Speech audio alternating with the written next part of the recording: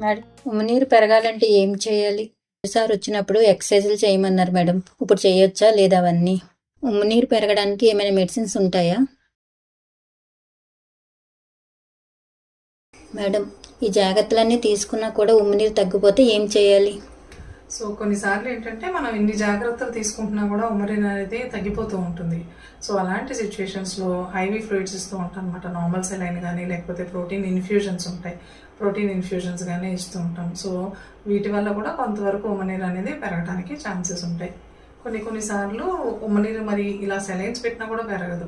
ఇంకా అట్లాంటి సిచ్యువేషన్స్లో బేబీ ఎన్ని వారాల ప్రెగ్నెన్సీ ఉంది ఏంటి అనేది చూసుకొని అవసరమైతే బేబీ లంగ్స్ ఎక్స్పాన్షన్ కోసం ఇంజెక్షన్స్ ఉంటాయన్నమాట. సో ఇంజెక్షన్స్ ఇచ్చి బాగా సివియర్గా ఉమ్మనీరు తగ్గిపోతుంది అనే కండిషన్స్లో డెలివరీ కూడా చేయాల్సి ఉంటుంది.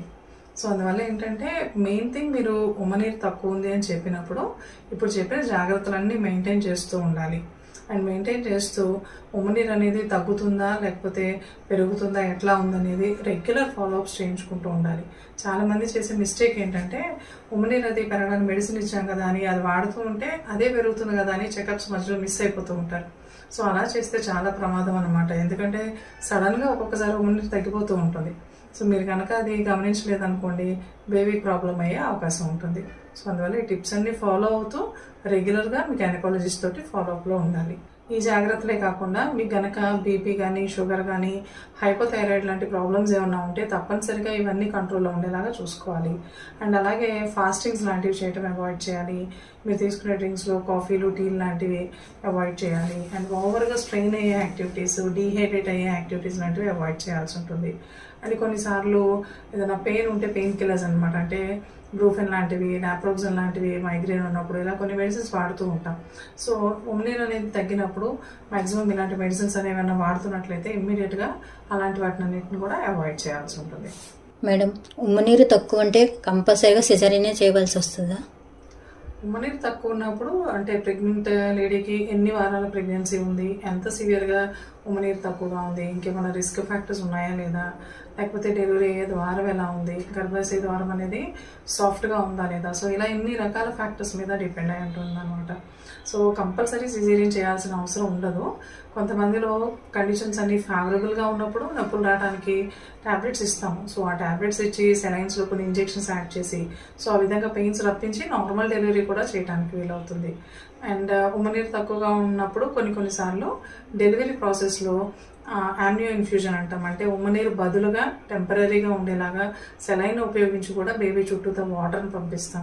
సో ఇట్లా కొన్ని టెక్నిక్స్ ద్వారా ఉమ్మనీరు లేకపోయినా కూడా నార్మల్ డెలివరీ కోసం ప్రయత్నం చేయడానికి వీలవుతుంది. కాకపోతే కంపారిటివ్గా మిగిలిన ప్రెగ్నెంట్ లేడీస్తో పోలిస్తే ఉమ్మనీరు తక్కువగా ఉన్న వాళ్ళలో కొంత సిజేరియన్ అయ్యే ఛాన్సెస్ ఎక్కువగా ఉంటాయి. బట్ అలా అని అందరూ భయపడాల్సిన అవసరం లేదు.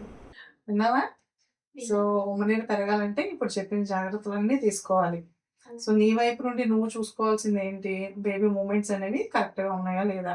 సో అట్లీస్ట్ రోజుకి 1 గంట టైంలో ఒకసారైనా తిరిగేలాగా ఉండాలన్నమాట. అంటే యావరేజ్గా 12 సార్లన్నా తిరగాలి ఉదయం నుంచి సాయంత్రం 12 గంటల్లో.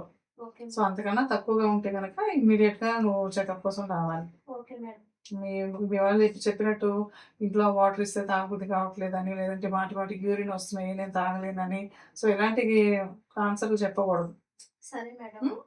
లెఫ్ట్ రైటల్ పొజిషన్ కూడా. సో ఇందాక ఏం అడుగుతున్నావు, ఎడం పక్క తిరిగి పడుకుంటే మక్క నొప్పి వచ్చేస్తుందని చెప్తున్నావు కదా.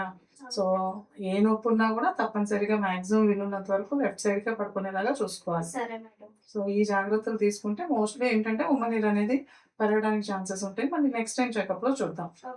సరేనా? సరే madam. This is Dr. Kavita, gynecologist, Kirtana Hospital, Visakhapatnam. I hope this information is useful to you. Share this information with your family and friends. Thank you.